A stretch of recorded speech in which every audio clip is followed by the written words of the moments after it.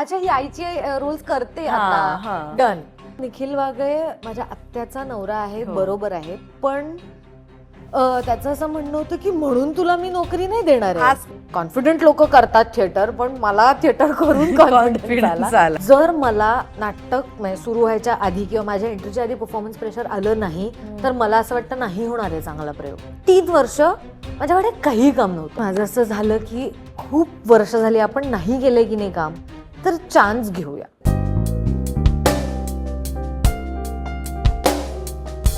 स्वागत करूया अभिनेत्री मुग्धा कर्णिक यांचं. नमस्कार. अरे केवढी वेगळी दिसतेस ताई, कमालीची वेगळी दिसतेस. मला सांग, ऍक्च्युली ना, म्हणजे बिफोर मुव्हिंग तुझी गोष्ट खूप गट्सचं डिसिजन आहे की आपण दिसतो कसं आणि आपण कशा प्रकारचं कॅरेक्टर प्ले करतो. खरं तर ते ना, म्हणजे ह्यालाच म्हणतात ऍक्टिंग किंवा ह्यालाच म्हणतात वेगवेगळ्या भूमिकांमध्ये मर्ज होणं. राईट. तुझ्यासाठी हा डिसिजन गट्सी असेल ना? ती भूमिका करणं हा ना, हो, कारण मी माझ्या वयापेक्षा खूप जास्त मोठी भूमिका करते आहे. मला एक 28 वर्षाचा मुलगा आहे, त्याच्या 2 मुलं आहेत मला, आणि मोठा मुलगा 28 दाखवलाय वगैरे, आणि आय एम बेअरली 41.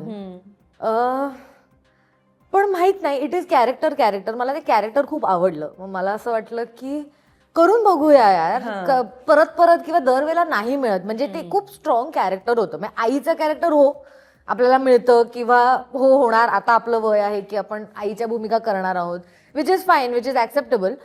पण इतकं स्ट्रॉंग कॅरेक्टर मिळणं कठीण होतं. मग मला असं झालं की काय हरकत आहे यार, कॅरेक्टरच्या प्रेमापोटी आपण करूया, म्हणून घेतलं ते. क्या बात आहे, मस्त. पण मला सांग, कशी आहेस, काय चाललंय, व्हॉट्सअप? मी मजेत.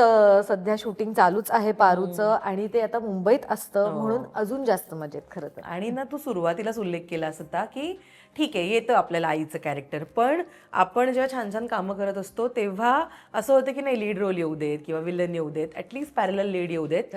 आईची भूमिका एक्सेप्ट करण्यासाठी खूप विचार करावा लागतो, बिकॉज एकदा तुम्ही त्या गटात गेलात किंवा आता माहितीये आता टाईपकास्ट पुढे तेच येणार. करेक्ट, एक्झॅक्टली, की अच्छा ही आईची रोल्स करते आता, डन, असं ते एक टाईपकास्ट करतात. पण मला असं वाटतं की हे कॅरेक्टर थोडं वेगळं आहे. हे फक्त आईची भूमिका नाहीये. हे आपण लीड रोल म्हणूया ह्याला, कारण त्या कॅरेक्टर भोवती गोष्टी घडत राहतात. म्हणजे पारू ही सुरुवातीपासून कायम देवी आईला इम्प्रेस करण्यासाठीच गोष्टी करत राहिली. म्हणजे ती इव्हेंच्युअली हिरोच्या प्रेमात पडली, बरोबर आहे, पण ह्या बाईला आपल्याला इम्प्रेस करायचं. हिच्या लेखी आपण कोणतरी काय म्हणतात ते, म्हणजे किमान हिला आवडलो पाहिजे आपण, किमान असं वाटलं पाहिजे की हा, ही मुलगी चांगली, एवढ्याच अपेक्षा असतात तिच्या. पण सो ते त्या कॅरेक्टरच्या भोवती सगळं फिरतं. सो असं वाटलं की अरे, तू विचार केला होतास पण, किंवा विचार विनिमय किंवा कोणाचा सल्ला घेतला होतास की आता मी आईची भूमिका करू नको करू, थांबू अजून? ऍक्च्युली मी स्वाभिमान मध्ये ऑलरेडी केली होती आईची भूमिका. त्याच्यात त्या मुली छोट्या नाही म्हणता येणार त्यांना खरं तर आता, पण त्या 20-20 वर्षाच्या होत्या. पण तरीही ते वेगळं कॅरेक्टर होतं. ते खूप असं साधी, घरात काम करणारी, आणि काही कोणी तिला विचारत नाहीये किंवा व्हॉइस नसणारी, असंच कॅरेक्टर होतं. हे घेताना मी विचारलं होतं, मी क्षितीला फोन केला होता. ती आता गेली 25 वर्ष मैत्रीण आहे. सो काहीही प्रश्न पडले की मी आधी तिला फोन करते की ऐक ना, ह्याच्याकडे तुझ्याकडे उत्तर आहे का, तर नाही तर मी दुसऱ्याकडे कोणाकडे तरी जाते, पण अदरवाईज तिला आधी मी फोन केला होता की असं असं एक आलंय, तुला काय वाटतं मी काय करू. तर ती म्हणाली नाही, मी ऐकलंय ह्याच्याबद्दल अजून कोणाकडनं तरी. ती म्हणाली कर, it is a good character, चांगलं आहे आणि मोठं कॅरेक्टर आहे, स्ट्रॉंग कॅरेक्टर आहे, मजा येईल करायला. सो म्हटलं ओके, डन, असं झालं माझं. येस. आणि तुझं इंस्टाग्राम प्रोफाईल मी बघितलं ताई, तुझ्या आजूबाजूला खूप माणसं आहेत, खूप छान माणसं आहेत, तुझं मित्रपरिवार, तुझं कुटुंब. आणि आत्ता ना या कॉम्पिटिशनमध्ये खूप रेअर आहे आपली माणसं आपल्याबरोबर असणं. राईट, यू आर ब्लेस्ड की तुझ्या सराउंडिंगला इतकी छान माणसं आहेत आयुष्यात. हो, आय एम व्हेरी ब्लेस्ड. आत्ताच मी एक आपण रील्स बघत असतो, त्याच्यात एक रील बघितलं की आपण खूप पटकन लोकांना फ्रेंड्स म्हणतो. तर मला नाही वाटत की सगळे फ्रेंड्स असतात. म्हणजे हे आता हळूहळू आपल्याला अनुभवातनं कळतं की सगळे फ्रेंड्स नसतात आपले. बरेच लोक अक्वेंटन्सेस असतात, काही लोक को वर्कर्स असतात. They are not all friends. Friends कोण असतात, जे मी 3 वाजता फोन केला किंवा मी कधीही फोन केला की मला ना आता कसं तरी होतंय, व्हेरी टिपिकल मराठी टर्म, कसं तरी होतंय, म्हणजे काही असू शकतं ते, पण मला बरं नाही वाटत आहे किंवा मला छान नाही वाटत, आज छान नाही वाटत आहे, तर त्यावेळेला कोण असतं आपल्या बरोबर, म्हणजे एक 5 मिनिटं बोलायला किंवा मेसेजवर जरी असेल की अरे तू टेन्शन नको घेऊ, तुला वेळ का संध्याकाळी ये, आपण भेटूया, आपण कॉफी पिऊ, किंवा नुसतीच गप्पा मारायला ये, काही, किंवा एक नुसता फोन केला, मी फक्त काहीतरी एक सॅड पोस्ट टाकली चुकून, तरीही लोक फोन करणारे जे असतात ते फ्रेंड्स असतात खरे. अदरवाईज आपण खूप लोकांना भेटतो, त्यामुळे ही अशी काही लोक जी जमा झाली आहेत आजूबाजूला, they are really my friends, आणि खूप वर्ष आहेत आता ते सोबत, त्याच्यामुळे येत जात राहतात नवीन लोक. आपण नवीन लोकांना ऑब्व्हियसली भेटतच असतो, नवीन प्रोजेक्टमध्ये नवीन मित्रमैत्रिणी होतात, पण ही माणसं कायम आहेत माझ्याबरोबर, आणि इट्स अ ब्लेसिंग खरंच. अगदी. आणि हीच माणसं असतात ना जी आपल्या अप्स अँड डाऊन्स मध्ये आपल्या बरोबर असतात, किंवा 4 चांगल्या गोष्टी, कधी कधी कान ओढून गोष्टी सांगतात. आणि क्षितीसारखी मैत्रीण आयुष्यात आहे तर कायच बोलू मी. ती सगळं करते, ती कानही ओढते, ती काय म्हणतात ते प्रोत्साहनही देते, ती कामाच्या बाबतीतही मदत करते, म्हणजे सल्ला हवा असेल तर त्याच्या बाबतीतही मदत करते, किंवा काही. I think she fills all the shoes that are there in my life. आणि ना आत्ता म्हणजे पारू मालिका किंवा त्याआधी स्वाभिमान, यामुळे ना तू घराघरात पोचलीस आपण म्हणूया, किंवा प्रेक्षकांना माहिती आहे की मुग्धा कर्णिक कोण आहे. पण जरा मला काही वर्ष मागे जाऊन सांग, एकतर तुझं बालपण कसं होतं, आणि हे अभिनयाचं जे काही भूत आहे ते कुठून आलंय तुझ्याकडे, काय नेमकं घडलेलं. आणि आता ऍक्टिंग करूया. ऑफकोर्स तू वेगळ्या गोष्टी सुद्धा ट्राय केलेल्या आहेत, पण हे ऍक्टिंग कसं काय? लहानपण वॉज नॉर्मल, काही एक्स्ट्रॉर्डिनरी नाही किंवा असं काहीच नाही, पण मला असं वाटतं की परत I had a very close net family. माझे जे काय फॅमिली आहे ते खूप जवळ आहेत, एकमेकांना धरून आहेत ऑब्व्हियसली. म्हणजे काही वाढदिवस असेल, काही छोट्या छोट्या गोष्टी आजीमुळे आहे ते खरं तर, कारण आजीला भेटायला अनेक लोक यायचे की असं रॅन्डमली फोन करून येतो घरी, त्याच्यामुळे ते खूप जास्त जवळ असलेली फॅमिली आहे. त्याच्यामुळे मी एकटी आहे, म्हणजे मला भाऊ बहीण नाही, पण मला मोठी चुलत बहीण आहे, म्हणजे इरावती कर्णिक माझी मोठी चुलत बहीण आहे. मला एक धाकटा आत्ते भाऊ आहे. सो ह्यांच्या बरोबर खरं तर तिच्या बरोबर मी वाढले आयडियली, आणि तिला ऍक्टिंगचा किडा नाही पण किडे खूप होते तिला, म्हणजे काहीही बाबतीत ते एनॅक्ट करून दाखवणं किंवा त्याला मीठ मसाला लावून एक्सप्लेन करणं. सो ते बघत मी मोठी झाले, आणि आपण आरशात छान दिसतो हे प्रत्येक मुलीला वाटत असतं ऑब्व्हियसली, मग आता ही लिपस्टिक लावून बघूया का वगैरे, हे इथपर्यंत होतं. पण मी लहानपणी नव्हता हा विचार केला की आपल्याला ऍक्टर व्हायचंय.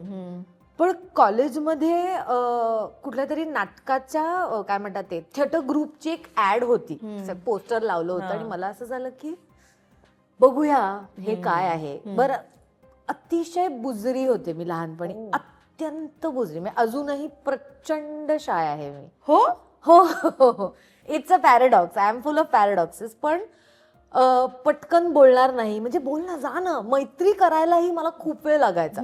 माझ्या सोसायटीतच एक मुलगी राहायची जी माझ्या शाळेत होती, तिच्याकडे आई वडील पाठवायचे की जा तिच्याशी मैत्री कर. माझं कशाला, पण काही गरज नाहीये, बोलायचंच नाही कोणाशी कारण. सो मला असं वाटलं की बघूया तरी आपण एक धाडसी निर्णय घेऊया, इथे जाऊया. त्यांची अट अशी होती की तुम्ही सगळे येऊ शकता, म्हणजे असं नाही की इथे हा ऍक्टर आणि हा बॅकस्टेज करणार, पण यायचं आणि ऑडिशन द्यायची. केलंय आता, हे तर काय आपल्याला होणार नाहीये. पण त्यांनी सांगितलं की काहीही कर, कविता म्हण, काहीतरी कर, काहीही, एक पॅसेज पाठ कर, उभी राहा आणि बोल, एवढंच हवं आहे. यायचं, कारण थिएटर ग्रुप आहे, सगळ्यांना थिएटर स्टेजवर उभं राहता आलं पाहिजे ना. उद्या काही वेळ येऊ शकते की जा आता हे कर असं सांगितलं तर. म्हटलं तर काय करायचं, म्हणून काही मला आठवत पण नाही मी ऍक्च्युली काय केलं त्या पहिल्या ऑडिशनला. काहीतरी केलं, 2-3 मैत्रिणी होत्या, त्यांना खूप इंटरेस्ट होता, त्याच म्हणाल्या चल चल जाऊया म्हणून. त्या आल्याच नाहीत कधी त्या ग्रुपमध्ये, मी राहिले त्या ग्रुपमध्ये. मला असं वाटलं की हे खूप मस्त आहे, फॅसिनेटिंग आहे की असं पण असतं. मग आता स्टेजवर लोक जाणार, मग हे काहीतरी लाईन्स पाठ करणार आणि आता बोलणार. आपण स्क्रीनवर लहानपणापासून बघत असतो फिल्म्स, आणि मला आणि माझ्या आईला खूप फिल्मचा किडा आहे, म्हणजे लहानपणी नवीन फिल्म आली की ती जाऊन बघायची थिएटरमध्ये, आणि असं नाही सो मी शाळेतनं आले की आई वाट बघत असायची की हा इतक्या वाजता ह्या थिएटरला शो आहे, चल पटकन कपडे बदलायचे, दूध प्यायचं, निघायचं. असे खूप फिल्म्स बघितल्यात. त्याच्यामुळे आई काम करायची का हाऊसवाईफ होती? आई नर्स आहे माझी. ओके. सो अजून पण काम करते? नाही, आता ती रिटायर झाली. हा. सो तो किडा तिला पण होता, त्याच्यामुळे ते सगळं जग फॅसिनेटिंग आहे आपल्यासाठी, पण हे आपल्याला करता येणार आहे की नाही हे माहित नव्हतं. पण थिएटरमुळे एक शिरले मी त्याच्यात, एवढंच. पण ऍक्च्युली ना इकडे जेव्हा आपल्याला आवड तर असते, पण स्वतःला सिद्ध करणं हा तर रोजचा स्ट्रगल आहे. म्हणजे किती पण मोठ्यातला मोठा प्रोजेक्ट करा, स्ट्रगल हा रोज करावा लागतो. एक ना बॅक ऑफ द माइंड आपला किंवा आपल्या आई वडिलांच्या डोक्यात विचार असतो की नको, हे क्षेत्र हे बेभरवशाचं आहे, इकडे आज काम आहे, नाहीये, बऱ्याच गोष्टी आहेत. प्लॅन बी होता काही त्यांचा, तुझा? Not really. ऍक्च्युली मी खूप प्लॅन्स केले, खूप प्लॅन्स ट्राय केले. बेसिकली सुरुवातीला नाटक केलं, मग असं वाटलं की हा हे बेभरोशाचं आहे यार, आता आज नाटक आहे, उद्या नाही मिळालं नाटक तर आपण काय करणार आहोत, आपल्याला सिरियलमध्ये काम मिळणार आहे का नाही. म्हणजे आता कशा ओपन ऑडिशन्स असतात अनेक वेळेला, किंवा सोशल मीडियामुळे कळतं एक्झॅक्टली, किंवा कास्टिंग डिरेक्टर्स असतात जे अप्रोच करतात. पण तेव्हा तसं नव्हतं. तेव्हा तुमची ओळख असायला लागायची की ह्याला विचारायचं की आहेत का कुठे ऑडिशन्स, किंवा मग नाटकात मी काम करते तर कोणतरी बघितलं, अरे तू इकडे ये ना ह्या दिवशी, बघ ना ऑडिशन दे ह्याची. अशा ऑडिशन्स व्हायच्या. सो सगळ्यांना माहितीच आहे असं नाही. सो मला असं वाटलं की बापरे आता आपण काय करूया वगैरे. मग मी ठरवलं की आपण थोडं जर्नलिझम करू, कारण माझ्या घरात सगळेच जर्नलिस्ट आहेत. हे असं म्हणणं मला खूप शिव्या पडणार आहेत ह्याच्याबद्दल. पण हो, म्हणजे माझे आत्यापासनं बाबापर्यंत सगळेच, म्हणजे बाबा वॉज अ स्पोर्ट्स जर्नलिस्ट, तर त्याच्यामुळे लहानपणापासून घरात स्पोर्ट्स आहेच. म्हणजे काहीतरी मॅच लावूनच बसलाय, तो गोल्फही बघायचा आणि मला काय बोर आहे हे किती वेळ खेळतात वगैरे, तर तुला कळत नाही, मग तो एक्सप्लेन करायचा मला. सो म्हटलं आपल्या घरात आहे, आपल्याला पण येणार, ऑब्व्हियसली येणार, आपण. कॉलेज नंतर केलं? कॉलेज नंतर मी नाटक केलं. मग त्याच्यानंतर मला असं वाटलं की हे अनस्टेबल आहे सगळं खूप, मग आता आपण जर्नलिझम करूया. मग मी जर्नलिझम केलं. मी शिकले एका इन्स्टिट्यूट मध्ये, केसी मध्ये मी जर्नलिझमचा कोर्स केला. आणि मग त्याच दरम्यान IBN लोकमत मध्ये मी अप्लाय केलं. सो निखिल वागळे माझ्या आत्याचा नवरा आहे, बरोबर आहे, पण त्याचं असं म्हणणं होतं की म्हणून तुला मी नोकरी नाही देणार आहे. Ask me about it. Correct. So you know, म्हणून मी तुला नोकरी नाही देणार, तुला अप्लाय करायला लागेल, तू त्या क्रायटेरियामध्ये बसलीस, तुला तेवढी अक्कल असेल तर तुला इथे काम मिळेल. म्हटलं ओके ठीक आहे, आपल्याला थोडी तरी अक्कल आहे, किंवा आपण लहानपणापासून जे काही बघितलंय ते आपल्याला येतं जरा, म्हणून मी तो कोर्स केला. त्याच दरम्यान अप्लाय केलं, मग इंटरव्ह्यू झाला, त्याच्यातही मला ओरडा पडलाच बेसिकली. मग ते सगळं केलं, मग तुम्हाला ठीक आहे ह्याला तू ये वगैरे. मग आमचं ते बेसिकली तेव्हा नवीन होतं चॅनल, ते अजून आलं पण नव्हतं. सो आम्ही पहिली बॅच होतो IBN लोकमत मधली. सो मग तिथे काम केलं मी 2-2.5 वर्ष केलं IBN लोकमत मध्ये, स्पोर्ट्स जर्नलिस्ट म्हणून मी काम केलं. मी आधी फिल्म डिपार्टमेंटलाच होते, म्हणजे सिनेमा, थिएटर, फिल्म ह्याच डिपार्टमेंटला होते, एंटरटेनमेंटला. पण मग IPL सुरू झालं, ज्या वर्षी आमचं लॉन्च झालं IBN लोकमत, त्याच वर्षी IPLचा पहिला सीझन होता. आणि असं झालं की त्यावेळेला मंदिरा बेदी करायची ना, शी वॉज द ओनली काय फिमेल होस्ट, जिला क्रिकेटचा काही संबंध नव्हता तिचा, पण ती एक होती, ती एक बायकांचा आवाज म्हणून, ज्यांना काहीच कळत नाहीये, ती तसे प्रश्न विचारायची. तर मग आमच्या पण असं डोक्यात आलं की, निखिल सरांच्या डोक्यात आलं की आपण पण हे करून बघायला काय हरकत आहे, बघूया ना, नाही झालं तर फेल गेलं ठीक आहे, get back to whatever is normal. म्हणून मग मी आणि अजून एक मुलगी, मग एंटरटेनमेंट मध्ये मुली असतात, सो मग त्यांना आणा, बसवा वगैरे. सो मला येत होतं किंवा मला माहिती होतं, आता लहानपणापासून बघितलेत स्पोर्ट्स, त्याच्यामुळे मला माणसं माहिती आहेत, प्लेयर्स माहिती आहेत, कसा असतो गेम ऑब्व्हियसली माहिती आहे, त्याच्यामुळे मी ते इझिली करू शकले. म्हणजे मला कठीण नाही पडलं. आणि मग मला विचारलं एक दिवस, तू हे जास्तच एन्जॉय करतेस असं नाही का वाटत? म्हटलं हो. तर मग तुला एंटरटेनमेंटच करायचंय का तुला स्पोर्ट्स टीमला जॉईन करायचंय? तर मला असं झालं की आय लाईक स्पोर्ट्स बेटर. मग मला तिथे जास्त मजा येते. रोज नवीन स्पोर्ट विषयी काहीतरी सांगायला मिळतं, त्या वेगळ्या स्टोरीज करता येतात. एंटरटेनमेंटच्या स्टोरीज आपण बघितल्यात, आपल्याला माहितीये ठीक आहे हे वेगळं आहे जे आपण एक्सप्लोर करू शकतो. म्हटलं मला स्पोर्ट्स करायचंय. आणि काय थ्रिल असतं. Thrill absolutely. म्हणजे ती मॅच बघणे. आणि मग आम्ही हे पण केलं, आम्ही रात्री तिकडे झोपायचो ऑफिसमध्ये, कारण एक कुठेतरी मला वाटतं इंग्लंडमध्ये चाललेली सिरीज होती. सो त्याच्यासाठी ते टाइम झोन इज डिफरंट, त्याच्यामुळे त्या टाइम डिफरन्स प्रमाणे ती मॅच संपायची. मग आम्ही अख्खी स्टोरी लिहायचो, मग आम्ही एक अख्खं बुलेटिन रोल करायचो आणि मग घरी जायचो सकाळी उठून. सो असंही केलेलं आहे. सो ते जास्त चॅलेंजिंग होतं, त्याच्यात मला जास्त मजा आली. सो मी ते केलं 2 वर्ष. ऍक्च्युली आधी रंगभूमी केल्यावर ना फारसं तो कलाकार रंगभूमीपासून लांब राहू शकत नाही, हे मी असं ऐकलंय. मुग्धाताई, तुझ्या बाबतीमध्ये काय सेम होतं? बिकॉज तू आधी केलंस, रंगभूमी केलंस, पण 2.5 वर्ष मध्ये गेली जिथे तू नोकरी केलीस, जर्नलिस्ट म्हणून काम केलं. ते दिवस मिस करत असशील ना तुझे नाटकातले? हो, ऑब्व्हियसली. कारण ते वेगळं चॅलेंज असतं, ते रोजचं वेगळं चॅलेंज असतं. कारण स्टेजवर उभे राहून प्रयोग म्हणूनच म्हणतात त्याला, की रोज एक प्रयोग असतो, तो एक्सपेरिमेंटच असतं ते. कारण रोज जायचं, आज इथे चुकलो आपण तर काय करायचंय आता, किंवा हे आठवलंच नाही वाक्य, किंवा एंट्री चुकीची झाली, किंवा काहीतरी मिस झालं तर काय करायचं, हे एक्सपेरिमेंट असतं. There is no second take on stage. त्याच्यामुळे ती पण तरीही मला असं वाटलं, मी जे काय करत राहिले it was always performative. Okay. म्हणजे मी अँकर होते, मी स्पोर्ट्स अँकर होते. सो मी तरीही स्क्रीनच्या समोर होते, मी तरी परफॉर्मच करत होते. त्याच्यानंतर मी एका छोट्याशा NGO मध्ये पण काम केलं, जिथे आम्ही त्या प्रोग्रामला मॅजिक रूम म्हणायचो. सो असं शाळांमध्ये जायचं, त्यांचे लायब्ररी पिरियड्स असणार आणि छोटी छोटी 1ली, 2री, 3री, 4थीतली मुलं असायची, त्यांच्यासाठी पुस्तकं वाचायची. आणि एका प्रोजेक्टरवर ते पुस्तक आम्ही हे करून आणलेलं असायचं. आणि मग त्यांनी ते आमच्या बरोबर वाचायचं आणि त्यानंतर त्यांना एक त्या पुस्तका संदर्भातची ऍक्टिव्हिटी द्यायची. म्हणजे ड्रॉ करा, पेंट करा, काहीतरी लिहून द्या, किंवा नाटकच बसवा वगैरे, अशा ऍक्टिव्हिटीज असायच्या.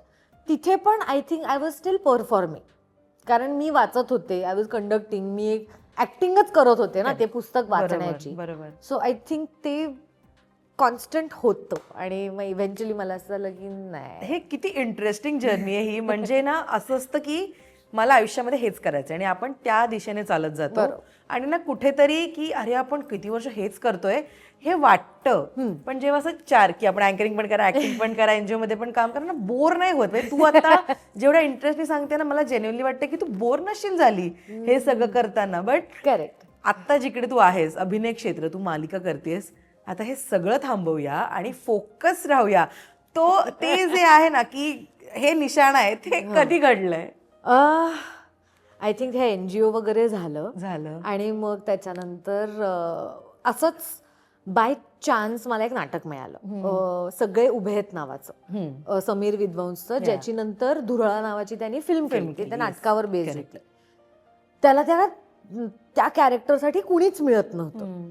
तर मग त्यांनी मला विचारलं, हे करशील का? छोटं आहे कॅरेक्टर खरं तर, पण करशील का? तर मी म्हटलं हा करते.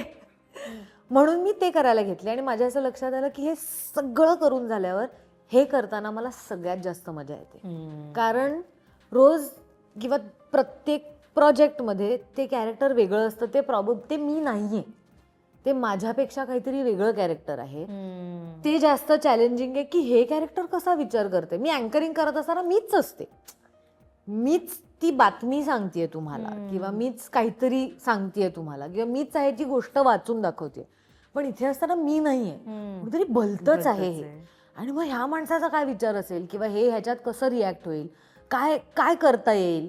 रोज एक नवीन, म्हणजे रोज ह्या कॅरेक्टरचं आपण वेगळं करून बघितलं तर असाही विचार येऊ शकतो. ऑडियन्स ना समोर इमिजिएट तुम्हाला हे मिळतं, रिस्पॉन्स मिळतो. इमिजिएटली तुम्हाला त्यांना आवडलंय नाही आवडलं हे कळतं, ताबडतोब तुम्हाला कळतं. आणि आय थिंक म्हणजे दॅट इज काय, ती सगळ्यात मोठी पावती आहे की नाटक तर इज सगळ्यात, म्हणजे काय म्हणतात ते, नाटकाचा नशा असतो म्हणतात ना लोकांना. जे नाटक करतात ते नशा असतो त्यांना एक नाटकाचा, कारण ते ऑडियन्स समोर बसलेलं असतं आणि ताबडतोब तुम्हाला ते देत असतं की इधर आवडलंय किंवा नाही आवडलंय. एका दिवशी कळतो पण प्रयोग पडला आपला, ते त्या तुम्हाला सायलन्स मध्ये पण कळतं. म्हणजे प्रॉबेबली खूप बुकिंग आहे पण आजचा प्रयोग नाही झाला चांगला, ऑडियन्स रिस्पॉन्स करत नाही. रिस्पॉन्स किंवा एक काय म्हणतात वाईब जी असते ना, कसं हेवी आहे. खूप विनोदी नाटक आहे आपलं, पण आपल्याला माहिती की आपण घाणेरडा प्रयोग केलाय आज, नाही झाला चांगला. ते हसतायत पण आपल्याला माहितीये नाही झाला चांगला प्रयोग. हे जे आहे ना, हे आय थिंक ती मजा आहे. ते इट इज एक्साइटिंग. आणि ना ती रंगभूमी तू सांगतेस ते की रिस्पॉन्स क्विक आहे आणि कलाकारांचं आयुष्य बदलते या रंगभूमी. तर बऱ्याच छान सवयी लागतात, वेळेवर येणं, आवाज शेवटच्या रांगेपर्यंत गेला पाहिजे, ते वावरणं. म्हणजे ना ते शेल्फमध्ये नसतात, खूप म्हणजे विंग्स. काय बोलू मी त्याबद्दल. तुझं आयुष्य कसं बदललं रंगभूमीने? मी मगाशी म्हणाले तसं मी खूप बुजरी होते, व्हेरी शाय. अजूनही आय एम व्हेरी शाय. मला पटकन असं काय म्हणतात ते एखाद्या I can't take over a room, असं कोपऱ्यात बसीन, कोणी फार माझ्याकडे लक्ष नाही दिलं तर बेस्ट असं वाटतं मला बऱ्याच वेळेला, की नको कशाला आता, आता माझं छान चाललंय कोपऱ्यात. तर रंगभूमीमुळे होतं काय की तुम्ही एक्सपोज होता. असं मला वाटतं की मी स्टेजवर उभी आहे, हे लोक मला बघतायत, जे काय आहे ते मला बघतायत, आता मला परफॉर्म करावंच लागणार आहे. त्यामुळे ती भीती, शाय, बुजरेपणा वगैरे सगळा विंगेट ठेवायचा आणि तुम्ही स्टेजवर येऊन तुमचं जे कॅरेक्टर आहे त्याच्यात. पण आय थिंक कॅरेक्टरमध्ये आपण जेव्हा असतो तेव्हा मला असं वाटतं ते माझं ना हे सुरक्षा कवच काइंड ऑफ. कारण ती मी नाहीये ऑडियन्स समोर, ते कॅरेक्टर आहे ऑडियन्स समोर. त्यामुळे त्या कॅरेक्टर मध्ये मी काय वाटेल ते करू शकते ना, ते कॅरेक्टर करते, मी नाही करत आहे. सो आय थिंक त्यांनी मला थोडस असं धीर मिळाला की हा हे आपल्याला येते, आपण करू शकतो, जमतंय आपल्याला.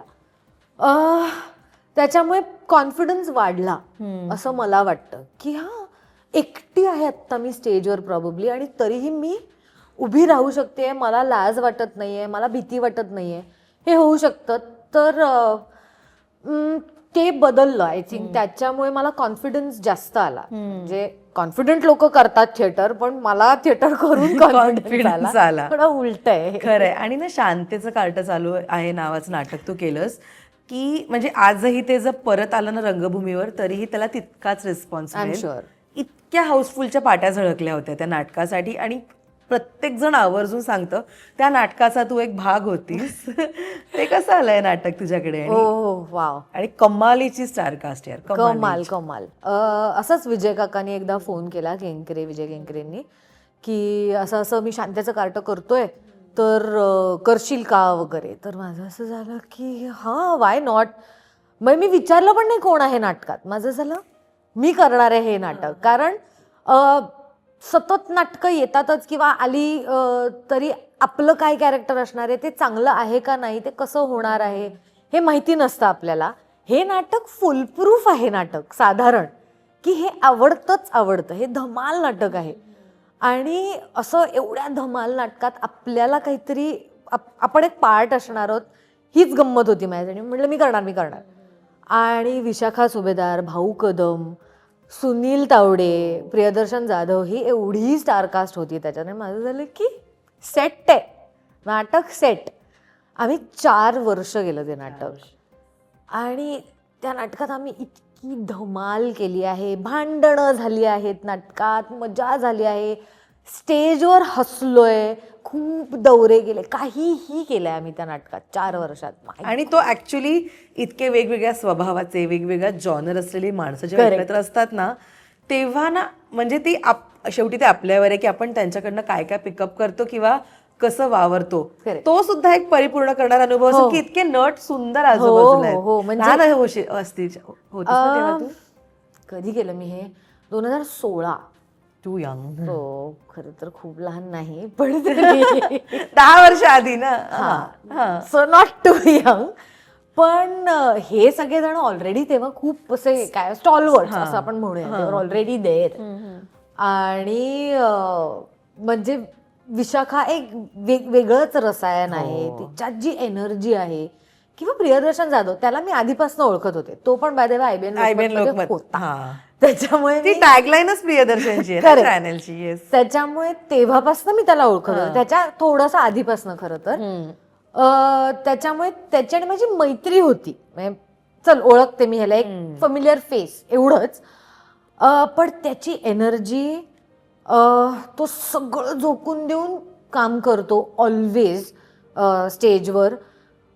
विशाखाची एनर्जी, भाऊचा वेडेपणा, सुनील काका तर अशक्य वेडेपणा करायचा. सुनील काका म्हणजे असं नको ना यार, तोच हसवायचा आम्हाला सगळ्यात जास्त स्टेजवर.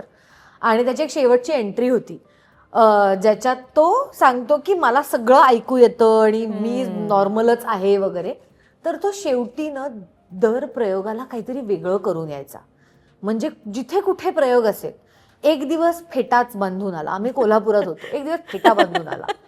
आमचा दुबईत प्रयोग होता, त्या दिवशी तो जो ड्रेस असतो ते घालून तो स्टेजवर आला. आणि असं झालं की आता काय करायचं आपण. प्रियदर्शनने मला किस्सा सांगितलं, येस येस, शेखच्या ड्रेस मध्ये आला तो स्टेज, आणि तसं बोलायचा वगैरे तो येऊन. आणि असं ना आमचं झालं की पुढे वाक्य तर बोलता येणारच नाहीयेत कोणाला, कारण आधी हसू थांबवायचंय आपल्याला. तो काहीही करायचा, पण तीच मजा होती. आय थिंक आम्ही ही धमाल करतच प्रयोग केले, नाहीतर खूप बोर झालं. 4 वर्ष अजिबात सोपं नाही. 4 वर्ष भांडणही झालेली आहेत की हा स्टेजवर असा वागतो वगैरे, अशीही भांडणं झालेली आहेत. हा मला बोलायला देत नाही वगैरे, हेही झालेलं आहे. पण ती तेवढ्यापुरती असतात भांडणं. चला पुढच्या प्रयोगाला ऑब्व्हियसली विसरायला लागतात. तुम्ही भांडण घेऊन जर स्टेजवर गेलात तर ती केमिस्ट्री वर्क होत नाही, ऍक्शन रिॲक्शन काहीच नाही मिळणार. त्याच्यामुळे ते तेवढ्यापुरतं असायचं. पण हे सगळं केलंय, मला बोलायचंच नाहीये तुझ्याशी वगैरे, अशी ही भांडणं झालेली. आणि हे ऑन स्टेज नाही, ऑफ स्टेज. कारण इतकी वर्ष आम्ही सतत एकत्र दौरे केलेत ना, कुठेतरी काहीतरी होणार ना.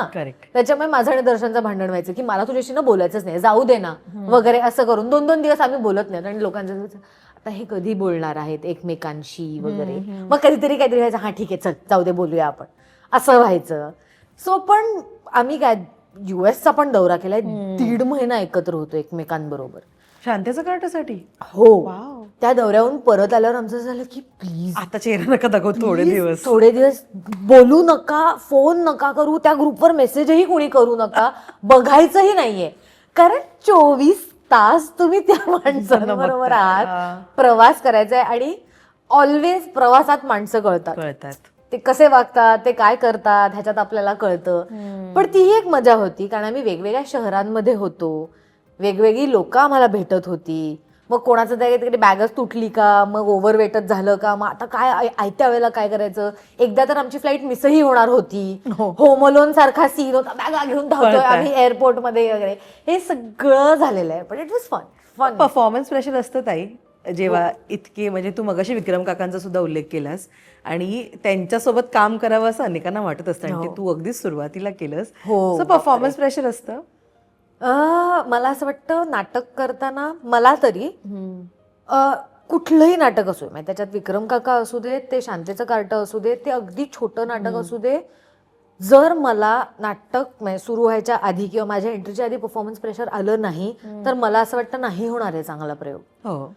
मला मी व्यंगेत अशी उभी असते, बहुतेक आपण सगळं विसरलोय, आपल्याला एक वाक्य येणार नाहीये आता स्टेजवर, बघू आता जे होईल ते होईल, एवढ्या पॅनिकमध्ये मी उभी असते. पण जर ते नाही झालं तर मला असं वाटतं की काही उपयोगच नाहीये मग त्याचा.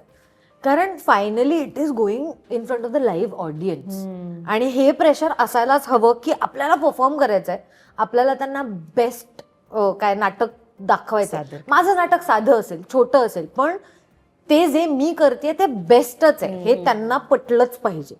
कारण नाही त्यांना असं वाटतं हे सिरियसली घेत नाहीत, आपण कशाला घ्यायचंय सिरियसली. त्याच्यामुळे मला असं नेहमी वाटतं की हे तो पोटात गोळा जर नाही आला एखाद दिवशी माझ्या नाटकाच्या प्रयोगाच्या आधी, तर मला असं वाटतं की राहू दे, नको करूया आपण. आणि तीच मजा आहे असं मला वाटतं. विक्रम काकांसोबत तू कोणतं काम केलंयस? आप्पा आणि बाप्पा आणि खरं सांगायचं ही दोन्ही नाटकं सायमल्टेनियसली केली. एकत्रच ती ओपन पण एकत्रच झाली काइंड ऑफ. एकात आप्पा आणि बाप्पामध्ये विक्रम काका आणि दिलीप प्रभावळकर होते. हा. दुसऱ्या नाटकात विक्रम गोखले, सुप्रिया पिळगावकर, विवेक लागू अशी लोक होती, सविता मालपेकर, अक्षय पेंडसे अशी लोक होती. त्याच्यामुळे आणि दोन्ही वेगवेगळ्या धाटणीची नाटकं होती. एक कॉमेडी होतं आणि एक हे होतं सस्पेन्स थ्रिलर असं होतं. पण विक्रम काकांबरोबर काम करताना मी प्रत्येक प्रयोग विंगेत बसून बघायचे. प्रत्येक प्रयोग म्हणजे किती 250-300 प्रयोग झाले. 300च्या 300 प्रयोग मी विंगेत बसून बघितले.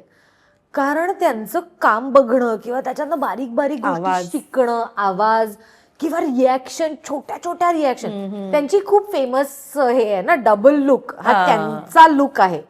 पण तो पण कसा द्यायचा किंवा कुठल्या सिच्युएशन मध्ये किती वेळाने द्यायचा किंवा तो डबल लुक क्विक असणार का स्लो असणार का काय हे पण अभ्यास करण्यासारखं होतं. असं वाटायचं की असं मेस्मराइज मी बघत असायचे. इव्हन दिलीप काका ते अत्यंत सिरियसली कॉमेडी करतात.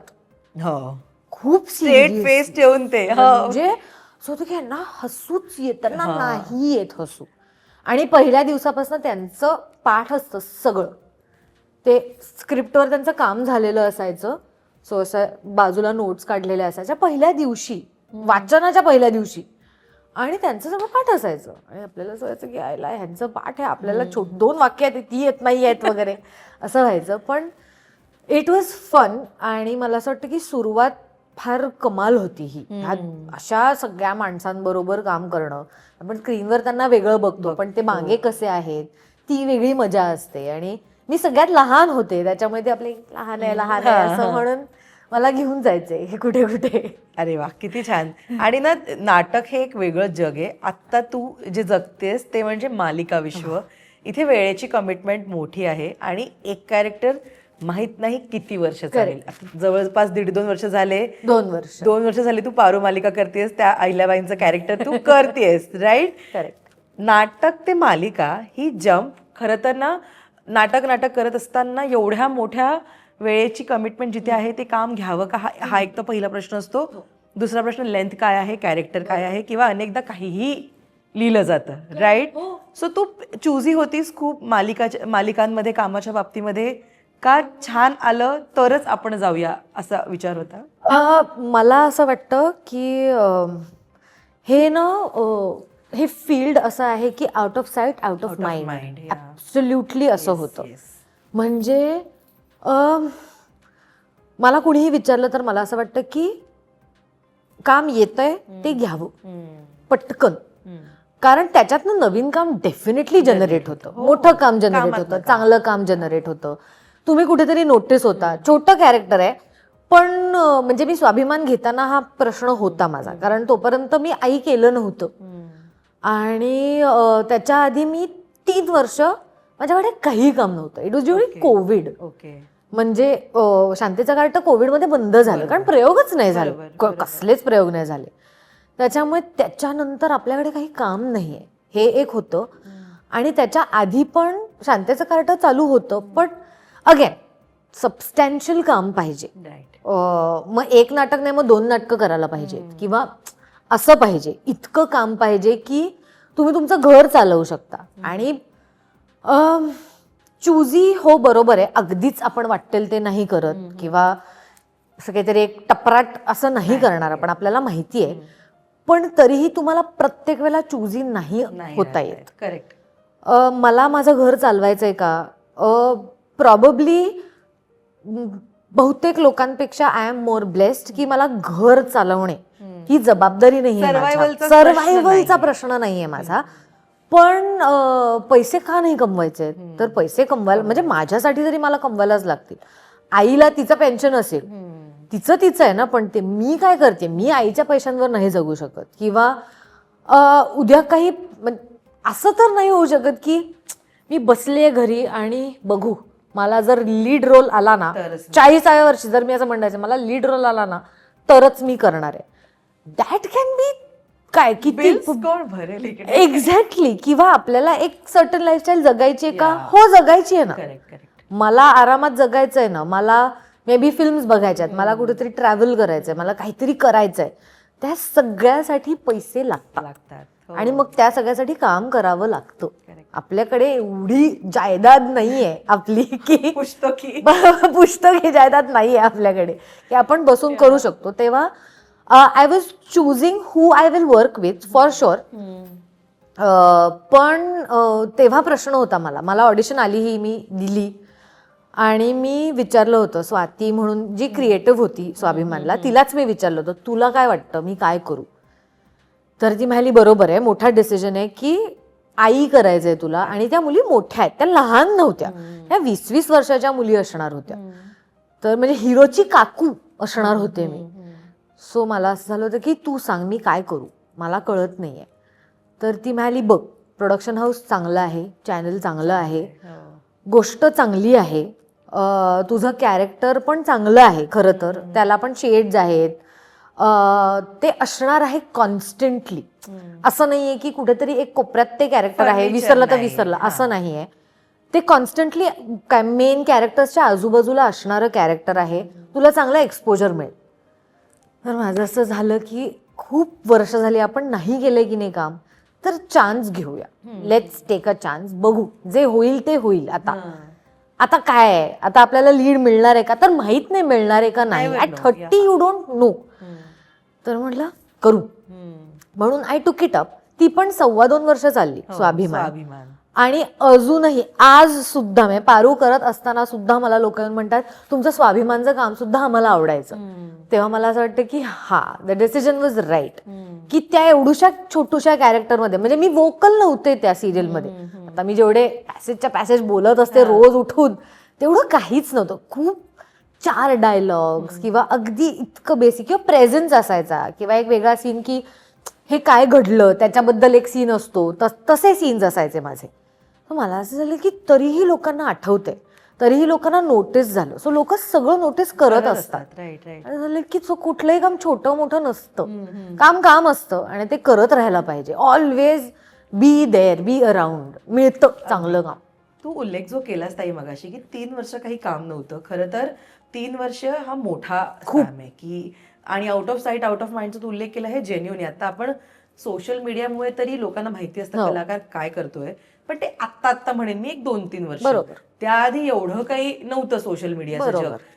3 वर्ष स्वतःला लांब ठेवणं, आणि असं नव्हतं की तू शोधत नव्हतीस का, राईट? काय सिच्युएशन होती, का 3 वर्ष एवढं मोठं की आपल्याकडे काहीच आलं नाही? काय माहिती, I don't know. Me try करत होते, मी आपली विचारत होते लोकांना, ऑडिशन हे ते सगळं करत होते, पण माहित नाही, नथिंग क्लिक्ड.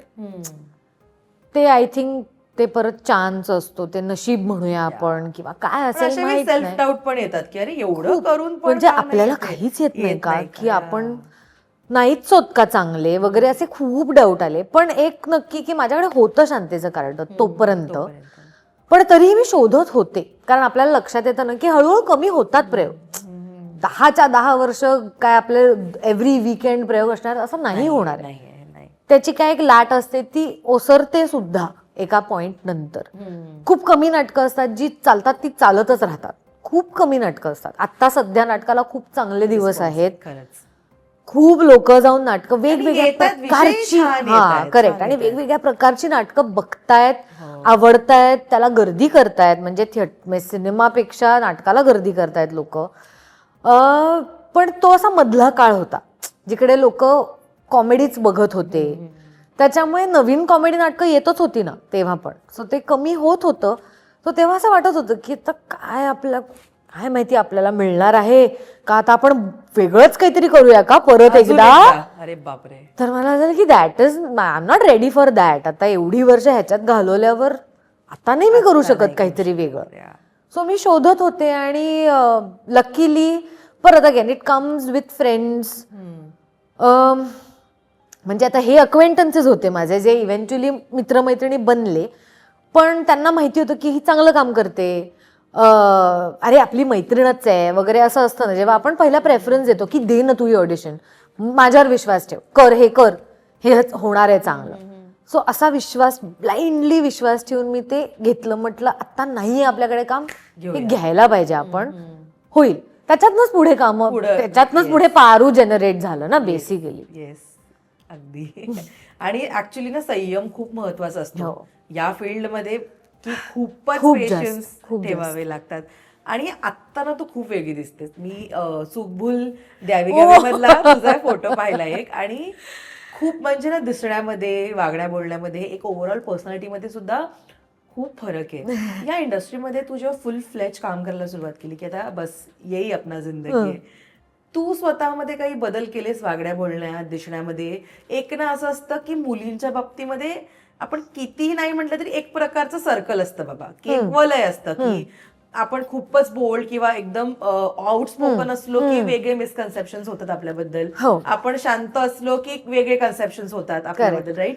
तू स्वतःसाठी काही नियम घातलेस, काही बदल केले स्वतःमध्ये?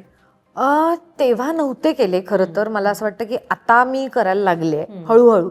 अगेन एक्सपिरियन्सनी होतं हे सगळं. तेव्हा मी I think go with the flow ह्या झोनमध्ये होते. तेव्हा मला तेवढी अक्कलही नव्हती खरं तर, की काय आपण मागायला पाहिजे किंवा काय बरोबर आहे, काय चूक आहे. हे करतायत हे आपल्यासाठी खरं तर कदाचित चूक आहे, पण असं वाटतं हेच सगळेजण हेच करतायत ना, हा बरोबर असेल. टच वूड, पण चांगली माणसं मिळाली मला ऑलवेज काम करायला. म्हणजे आजूबाजूची पण प्रोजेक्टमध्ये म्हणजे दिग्दर्शकापासून सगळे ऑलवेज चांगली होते लोक, किंवा समजून घेणारे होते, किंवा सांगणारे होते, समजून सांगणारे होते की नाही असं नको असं कर, अशा गोष्टी होत्या. मी खूप शॉर्ट टेम्पर्ड होते, अजूनही आहे.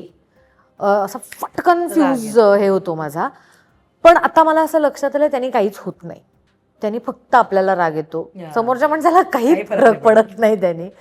त्याच्यामुळे मला असं वाटतं की आपण 2 सेकंद विचार करायला हवा की चूज युअर बॅटल्स, की आत्ता ह्याच्यासाठी भांडायला हवंच आहे का, नको नंतर भांडू, किंवा आत्ता आपण ठामपणे सांगू आणि नंतर हे नाहीच ऐकलं त्यांनी तर मग भांडायची वेळ. पण ती पण भांडायची वेळ म्हणजे काय आहे, तुम्ही मुद्देसूदच भांडायला पाहिजे. तुम्ही वेडेवाकडे कुठेही गेलात तर मग त्या भांडणाला अर्थ नाही राहत. सो माझा मुद्दा हा आहे, त्याच्यावर बोला, वेगळं बोलू नका. हाच मुद्दा आहे, हाच मुद्दा घेऊन मी बोलतेय. तर ते ना मला असं वाटतं ह्या फील्डमध्ये संयम अगेन ह्यानीच काम करावं लागतं. आरडाओरडा तमाशे करून काही नाही होत. फक्त लोक म्हणतात अरे यार तमाशे करतात. आणि बायकांच्या बाबतीत पटकन हे होतं की ती ना डिफिकल्टच आहे, किंवा ती अरे जाम तमाशे करते यार, जाम त्रास देते यार. कामासाठी जेव्हा सिलेक्शन होते अनेकदा विचारलं जातं की सेटवर बिहेवियर. Correct, exactly. त्याच्यामुळे मला असं वाटतं की मी लाजरी बुजरी असण्याचा एक फायदा एवढाच आहे की मी माझं काम करते, माझ्या खोलीत जाते, पुस्तक वाचत बसते. ओके, बास, हेच मी करते. माझी वाईब कोणाशी जुळली तर मी गप्पा मारीन, पण त्याचा पण मला कंटाळा येतो एका पॉइंट नंतर. मला असं वाटतं की ऑलरेडी आपण सेटवर बोलतोय ना एवढं, आता आपलं आपलं काहीतरी करूया. माझ्या खोलीत जाते, माझ्याकडे कायम आत्ता पण माझ्या बॅगमध्ये एक पुस्तक आहे. मी इथे इंटरव्ह्यू करायला आले पण पुस्तक आहे सोबत. आला टाइमपास करायची वेळ आलीच तर काय करणार आपण, ते मोबाईल बघत बसण्यापेक्षा, ते अडिक्शन आहेच आपल्याला सगळ्यांना, पण त्याच्यापेक्षा एक पुस्तक वाचावं बेटर. सो मी पुस्तक वाचत बसते. आणि माहित नाही, आता मला असं झालंय की काही गोष्टी आहेत ज्या मला अशाच हव्या आहेत, तर मग त्या म्हणजे त्या खूप मोठ्या गोष्टी नाही आहेत, त्या खूप छोट्या आहेत, पण त्या जर आपण मागितल्या नाही तर कोणी देत नाही. हे आता हळूहळू माझ्या लक्षात आलंय. माझं खूप नुकसान करून घेतलंय मी ऑलरेडी, पण आता मला असं लक्षात आलंय ठीक आहे, never mind, never too late. आता आपण सांगू शकतो की ह्या गोष्टी जे हवंय त्याला टँट्रम्स हे कुठेतरी शब्द लागू नये म्हणून अनेकदा आपण गप्प बसतो. करेक्ट, की असं होतं की असं लोकांना असं वाटणार का हे जरा जास्तच मागते ही, तर ते नाहीये. पण ते आपण कसं मागतो त्याच्यात पण फरक आहे. म्हणजे आपण ते दामटून मागतोय का आपण म्हणतोय की हे बेसिक आहे तर हे मला द्या असं मागतोय, तर मग ते टँट्रम आहे का नाहीये तो फरक आहे. किंवा आपण आय डोंट नो, माहित नाही मला, पण संयम एवढंच मला असं वाटतं. हळूहळू आपल्याला हे लक्षात येतं की संयमानीच सगळं होतं. बोंबाबोंब करून, आरडाओरडा करून काहीही मिळत नाही. पॉझिटिव्ह अप्रोच तुझा आधीपासून आहे का, ते अनुभवानंतर धक्के खाल्ल्यानंतर आहे?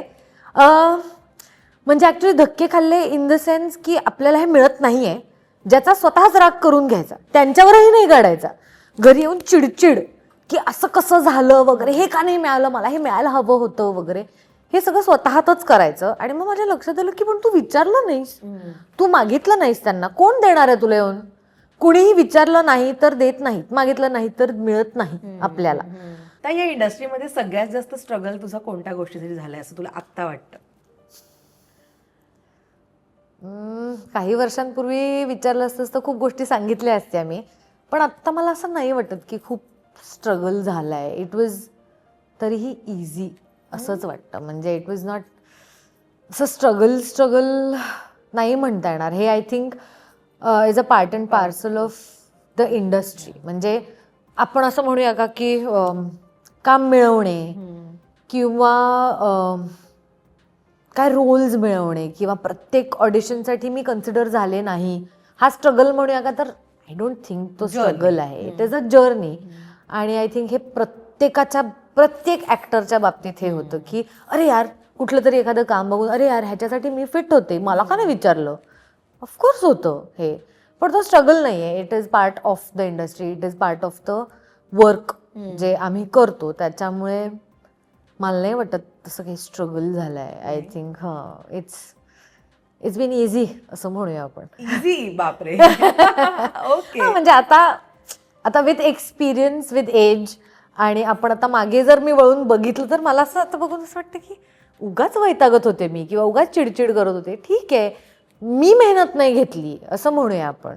कदाचित हे हवं होतं ना मला, तर मग मी मेहनत घ्यायला हवी होती त्याच्यासाठी, किंवा मी हे माझं करायला हवं होतं, तर ते मी नाही घेतलंय किंवा मी नाही केलं म्हणून मी आता अन्याय नाही म्हणू शकत. माझ्यावर अन्याय नाही झालाय, कुठेही नाही झालेला. तर मी थोडी मेहनत घेतली असती तर कदाचित ह्याच्या आधी असं कॅरेक्टर मिळालं असतं, किंवा काय अजून एक 10 सिरियल्स जास्त केल्या असत्या मी, किंवा काही होऊ शकतं असं. किंवा पटपट जर मला सिरियल्स करायच्या आहेत तर मी एका वेळेला 4 सिरियल करूया का वगैरे. पण ते नाही आहे माझ्यात. मला माहिती आहे मी एका वेळेला एकच सिरियल करू शकते, हेही मला माहिती आहे. मी नाही 2-2 गोष्टी जगल करू शकत, हेही मला माहिती आहे. नाटक सिरियल मला करायचंय का? हो, मला करायचंय. होईल की नाही मला माहिती नाही, पण इट इज लाईक दॅट. त्याच्यामुळे स्ट्रगल तुला ते तसं नाही करायचं का? 6 ते दुपारी 2 एका सेटवर, हे मी केलंय खरं 3 ते 9 दुसऱ्या सेटवर. हे पण मी केलंय, पण ते छोट्याशाच काळासाठी होतं. मी शांतेचं कार्ट करत होते तेव्हा मला सख्यारे नावाची सिरियल विचारली. खूप कमी लोकांना माहितीये मी सख्यारेमध्ये होते, कारण ती सिरियलच खूप कमी वेळ चालली. ती काहीतरी 5 महिने वगैरे चालली. कलर्सवर होती ती. त्याच्यात रोहिणीताई होत्या, सुयश टिळक होता, ज्ञानदा होती, रामतीर्थकर, असं खूप लोक होती. खूप मोठी स्टारकास्ट होती खरं तर त्याची. आणि सुप्रिया पाठारे माझी आई होती. मी आणि ती, आम्ही दोघी विलन असतो त्या सिरियलमध्ये. मी तिची मुलगी, असं ते मस्त होती कॅरेक्टर. आमच्या दोघींचेच खूप सीन्स असायचे. सो ती सिरियल करत होती. आणि ती सिरियल करतानाच आय थिंक एका महिन्याभरात मला मनवानी फोन केला होता. ती म्हणाली की चुकबुलमध्ये कॅरेक्टर आहे, छोटूसच आहे पण मस्त आहे, धमाल आहे, कर ना. तर म्हटलं मी ऑलरेडी एक सिरियल करतीये, तर तेव्हा मला माहिती नव्हतं की तुम्ही एका वेळेला 2 करू शकता का नाही वेगवेगळ्या चॅनल्सवर. तर ती माझी टाइम स्लॉट काय आहे तुमचा? तर हा टाइम स्लॉट आहे. अच्छा, आपला तो नाही आहे टाइम स्लॉट, आपला वेगळा आहे. बरं, त्या सिरियलचा प्रोड्युसर चिन्मय मांडलेकर होता. त्यांनी पण मला असाच फोन केला होता की ऐक ना, सख्यारेचा असाच फोन केला होता की ऐक ना, असं कॅरेक्टर आहे, तर करशील का? मी फार लोकांना विचारलंच नाहीये, मला तूच चालेल डोक्यात, कर ना असा. तर ती म्हणाली चिन्मयच आहे ना, थांब मी फोन करते त्याला. असं म्हणून त्या दोघांनी काहीतरी फोनवर एकमेकांशी बोलले, त्यांचं काहीतरी ठरलं. तिने मला फोन केला, तू करतेयस ही सिरियल, हे बघ महिन्यातनं 2-3 दिवसच असतील आणि तिथे पण फार दिवस लागणार नव्हते. मी म्हटलं पण मी नाटक पण करतेय. ती म्हणाली सगळं मॅनेज होईल असं म्हणून. काही महिने असे होते माझ्या आयुष्यातले जेव्हा मी मंडे टू वेनसडे इधर सख्यारे किंवा चुकबुलचं शूटिंग करायचे. गुरुवार, शुक्रवार, शनिवार, रविवार आम्ही दौऱ्यावर असायचो. मी बऱ्याच वेळेला सोमवारी बसमधनं आले, ती डिरेक्टली सेटवर येऊन ब्रश केलाय, असंही झालेलं आहे. बट फन डेज, या इतकं बिझी असावं असं वाटतं अनेकांना. हो, म्हणजे मला असं व्हायचं मी तेव्हा एकटी राहायचं आणि मी घरी यायचं आणि असं व्हायचं की आता हे पण करायचंय. मम्मी असं ठरवायचं नाही मी झोपते असं म्हणून मी जाऊन झोपायचे. कधीतरी एखाद दिवशी सुट्टी मिळायची मला आणि म्हणायचं की आता परत घरातलं नाही, पण हे तर करायला लागेल कारण तुम्ही एकटे असता तेव्हा रिस्पॉन्सिबिलिटी जास्त असते. पण मज्जा आली तेव्हाही, तीही मज्जा होती एक. पण छोटी छोटी कॅरेक्टर्स होती. आत्ता पारू करताना अजून एक सिरियल मला जर कोणी विचारली तर मी म्हणेन थँक्यू व्हेरी मच, नाही होणार. बिकॉज ते कॅरेक्टरच इतकं ते डिमांडिंग खूप आहे, मोठं आहे, lengthy डिमांडिंग आहे, थकायला होतं ते सगळं करून. या साड्या नेसूनही थकायला होतं मला बऱ्याच वेळेला. वगैरे. एक सतत असं ऍक्च्युली एक पोस्चर तुझं रिअल लाईफ मध्ये वावरताना तसं अहिल्याबाईंसारखं येतं का, अहिल्यादेवींसारखं पोस्चर ताट नाही चालताना वगैरे, की ते इतकं अंगवळणी पडलंय आता. नाही. खरं तर त्या सिरियलसाठी मी मुद्दाम हिल्स घालते म्हणून. जरा टॉल दिस. नाही, टॉल दिसणं हा प्रॉब्लेम नाही. खरं तर मी टॉल नकोय दिसायला कारण मी ऑलमोस्ट विजय एवढी दिसते उंचीला त्या हिल्समुळे. पण मी नॉर्मली फ्लॅट्स घालते कारण मी ऑलरेडी उंच आहे. तर त्याच्यात मला असं वाटलं की थोडंसं पॉस्चरच त्याचं जर असं असेल तर मी फ्लॅट्समध्ये आपण खूप असे कॅज्युअल चालतो, कॅज्युअल वावरतो, तर म्हटलं असं नाही होणार ह्या कॅरेक्टरला. जरा असं थोडंसं असंच बसावं लागेल आपल्याला वगैरे, म्हणून मी त्या हिल्स घालते की ती आपोआप पॉस्चरच असं थोडंसं असं होतं, रुबाब येतो त्याला मला. कारण मी आधी म्हटलं होतं की मला हिल्स हव्यात, तर मला हिल्स हव्यात रिअली असं झालं होतं. म्हटलं उंचीसाठी नको आहेत, त्या पॉस्चरसाठी फक्त मला हव्यात. त्यांनी होतं वेगळं फील होतो की आता हिल्स घातले, ओके आता आपण ह्या कॅरेक्टरमध्ये आहोत. सो म्हणून ते कॅरेक्टर कधी कधी असं स्पिल होतं इथे, नॉट इन टर्म्स ऑफ रुबाब बट इन टर्म्स ऑफ स्वभाव कधी कधी. ओके. या सगळ्या जर्नीमध्ये तुला फॅमिलीचा कायम सपोर्ट होता स्टार्ट फ्रॉम डे वन? हो, खरं तर त्यांचं असं होतं की तुला हवं ते तू कर. म्हणजे आता तुला हे कर, म्हणजे आई वैतागत असेल कदाचित माझ्यावर की हिचं काही ठरतच नाही, आता हे करायचंय आता ते करायचंय. पण बाबाचं कायम म्हणणं होतं, म्हणजे त्याचं एवढंच म्हणणं होतं की तू खुश आहेस ना, हो ठीक आहे ना, ओके कर, असं त्याचं म्हणणं होतं कायम. आणि मला वाटतं आमच्या फॅमिलीमध्ये सगळेच थोडेसे असे क्रॅकच आहेत, सगळेच काहीतरी वेगळंच काहीतरी करतात. म्हणजे माझी बहीण पण, इरावती पण, ती इंटिरियर डिझायनिंग केलंय ते आणि ती JJ स्कूल ऑफ आर्ट्स मधनं graduate best writer. So it is journey again. म्हणजे ती चित्र काढते, ते सगळं तिला खूप आवडतंही, म्हणजे ते तिचं पॅशनही आहे.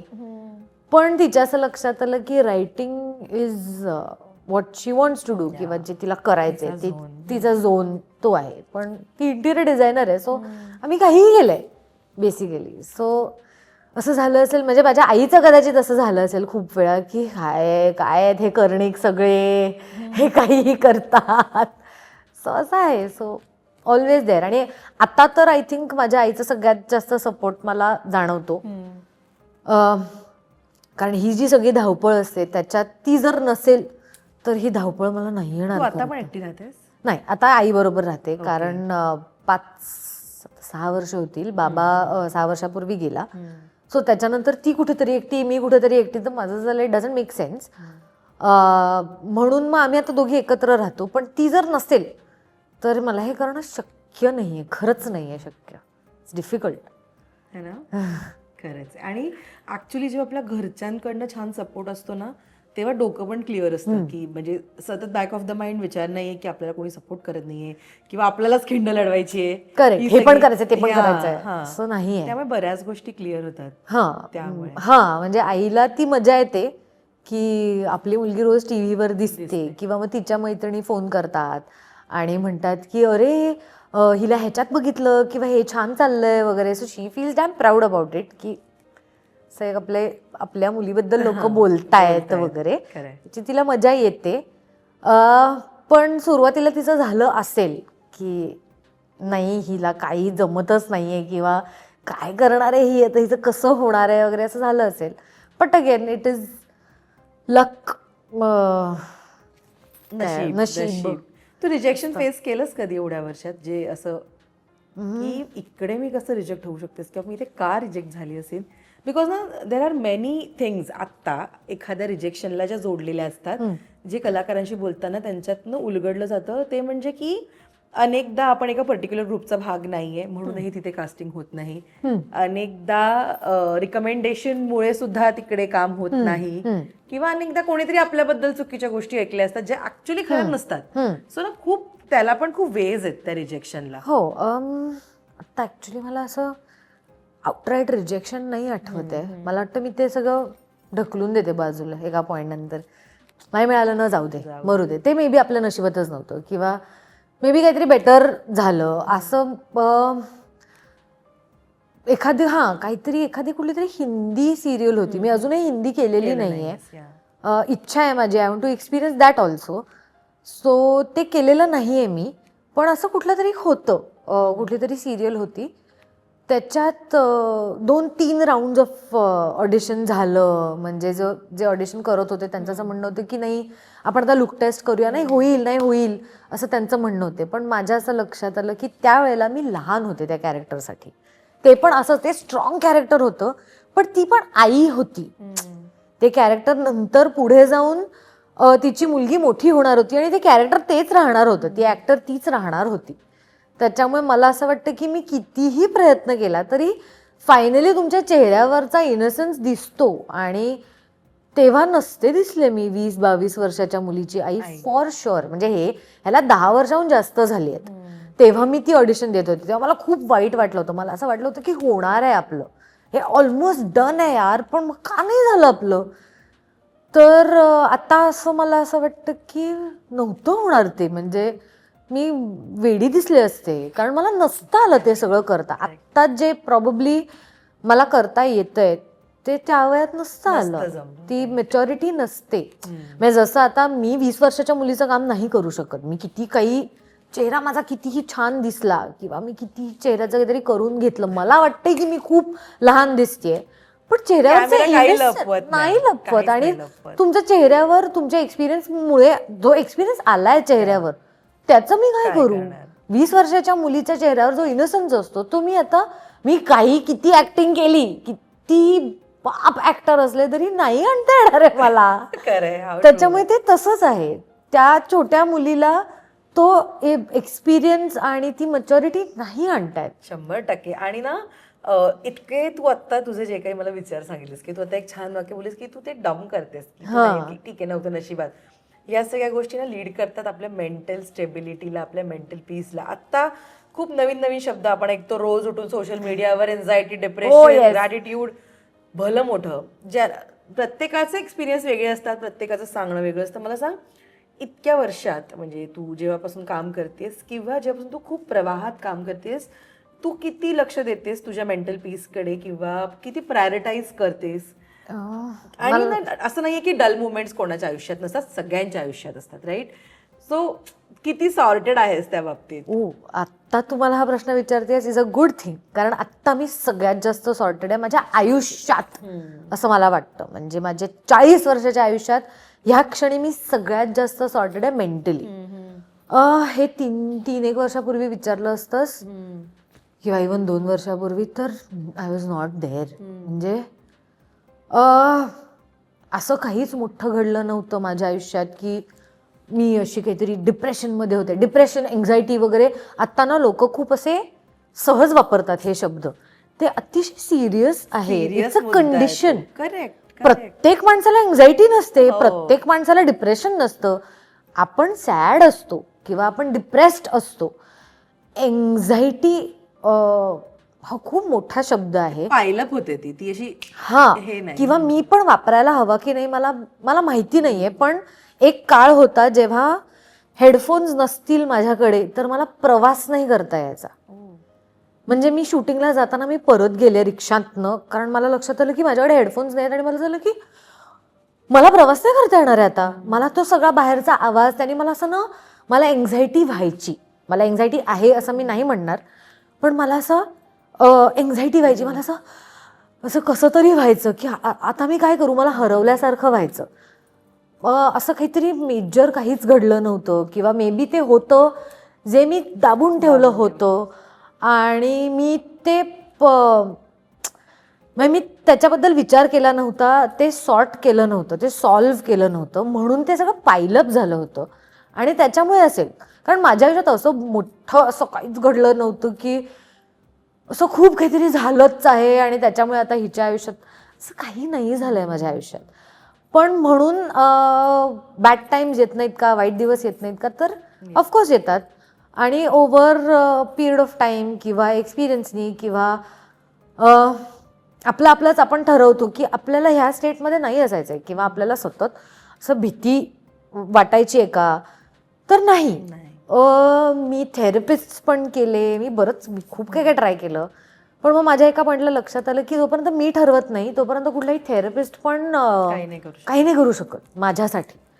सो इव्हेंच्युअली हळूहळू केलं मी ते, पण हळूहळू करून मी इथपर्यंत आले. आता मला सांगता पण येणार नाही खरं तर मी काय केलं, की मी काय चेंज केलं किंवा मी काय म्हणते स्वतःसाठी, असं काहीच नाही आहे.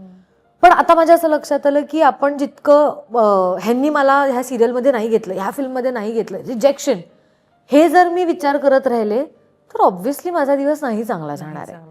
मी काय विचार करू शकते की नाही झालं का, ठीक आहे, maybe it was not meant to be, किंवा मे बी बेटर काहीतरी आलं. हे बोलणं सोपं आहे, हे करणं कठीण आहे. परिस्थिती वेगळीच हा, तेव्हाची पण परिस्थिती वेगळी आहे. मे बी आत्ता मी हे करू शकते कारण I am in a better position, काय म्हणतात ते, फायनान्शियली, काम वाईज किंवा कामामुळे मिळालेली पोझिशन वाईज, ह्या सगळ्यामुळे maybe I am in a better position, म्हणून मे बी मी हा विचार करू शकते. माहीत नाही, म्हणजे मला खरंच नाही माहिती. आत्ता माझ्याकडे काम नसतं तरी मी करत असते का हा विचार, मला माहिती नाही खरं तर. म्हणजे पण मला असं वाटतं की आता जर मला ही क्लॅरिटी आली असेल तर मला हीच क्लॅरिटी पुढे घेऊन जायचं आहे. उद्या जर माझ्याकडे काम नसेल तरी मी हाच विचार करायला पाहिजे, ठीक आहे आत्ता आपल्याकडे काम नाही, येईल. मी प्रयत्न नाही केलं तर काम नाही येणार आहे, तर मला प्रयत्न करायला पाहिजेत. बट या सगळ्यांच्या आयुष्यात हे येतात. मला कुठल्या तरी एका थेरपिस्टने असं पण हे कन्क्लूड केलं होतं की I have acute depression. I don't know if that is true. Ideally, it was a counselor, it was a psychologist, not a psychiatrist. Psychiatrist तुम्हाला औषधं देऊ शकतात, सायकोलॉजिस्ट औषधं नाही देऊ शकत. पण आय डोंट नो, सायकायट्रिस्ट पर्यंत पोचायची वेळ नाही आली माझी.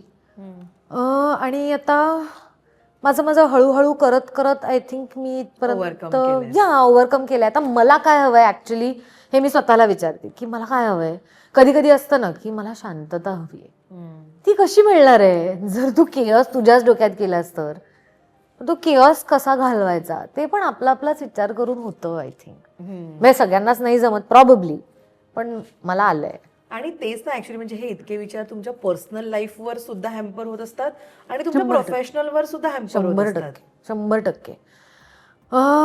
हो, म्हणजे आय थिंक पारू करताना मला मी खूप गोष्टी शिकले असं मला वाटतं. ह्या सिरियलसाठी मी असं खूपदा म्हणते, मी I have given my sweat and blood literally.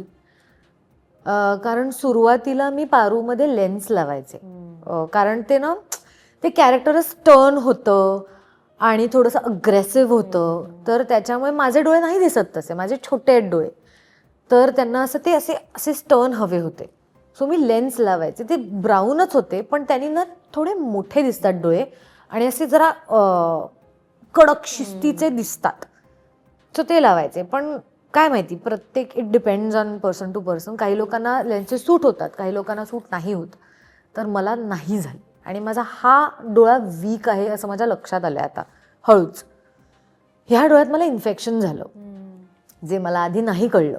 काय होतंय हे मला लक्षात नाही आलं. मला असं वाटलं की लेन्सेसमुळे सेन्सिटिव्हिटी वाढली आहे. आता हा लाईटही मला सहन नाही व्हायचा त्यावेळेला. आणि मी त्यावेळेला रोज 12 तास शूट करत होते, कारण सुरुवात होती सिरियलची आणि खूप शूटिंग करायचो आम्ही. खूप हेवी रिगरस शूटिंग असायचं.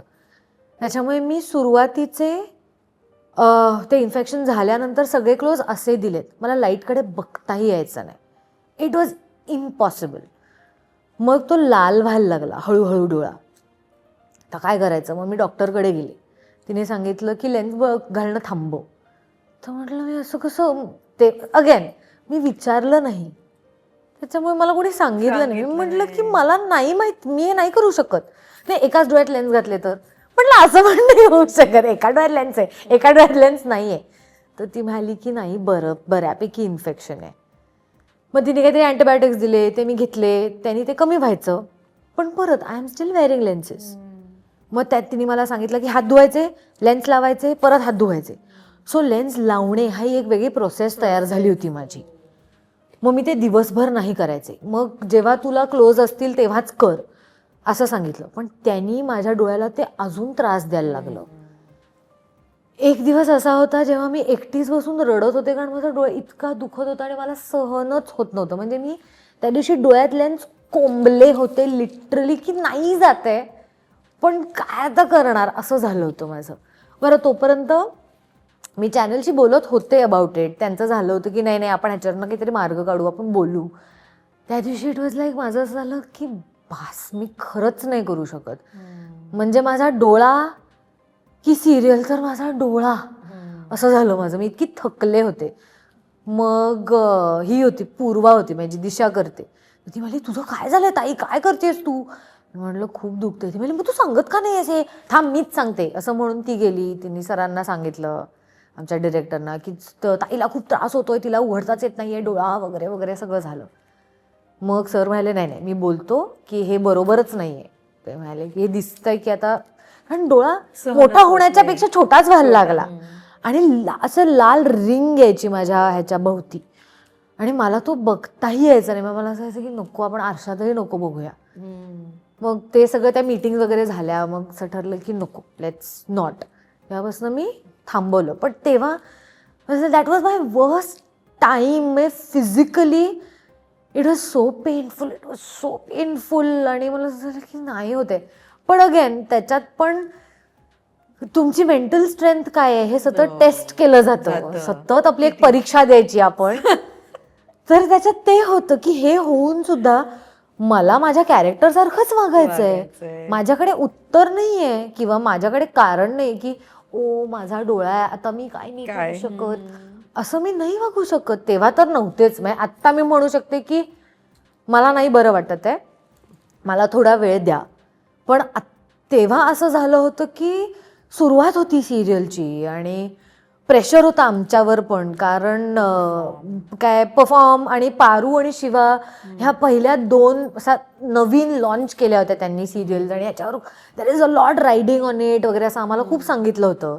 त्याच्यामुळे असं झालं की आपल्याला परफॉर्म करावंच लागेल. परत मी विचारलं नाही की मला थोडासा आराम देता का, तर मला कोणी दिला नाही. त्यांना असं वाटलं असेल हिला ओके आहे, हिचं सगळं मी ठीक आहे, इतका त्रास होत नाहीये प्रॉबेबली, असंही वाटलं असेल. सो ह्याच्यात मी खूप गोष्टी शिकले. Okay, it's yes I am strong. असं कधी कधी होतं ना की बस झालं, बस झालं, पण दमायला होतं. हो की बस झालं आता, स्ट्रॉंग आहोत हे सांगण्यात पण अर्ध दमायला. हा म्हणजे हो माहितीये मला स्ट्रॉंग, पण किती परीक्षा बघणार माझी. करेक्ट. आणि खूप एक्सपिरियन्सेस असतात आपल्या आयुष्यामध्ये, खूप गोल्डन मुवमेंट्स असतात ज्या आपण चेरिश करतो आयुष्यभर या जर्नीमध्ये. हो, आय थिंक हे येस. जर मी असं विचारलं तुझ्या गोष्टीतला एक गोल्डन मुवमेंट, तर तो कोणता आहे? मे बी तो टर्निंग पॉइंट असेल तुझ्या करिअर मधला, लाईफ मधला, ज्यामुळे आज तू आहेस. तर तो PNG स्पेशल गोल्डन मुवमेंट कोणता सांगशील मला?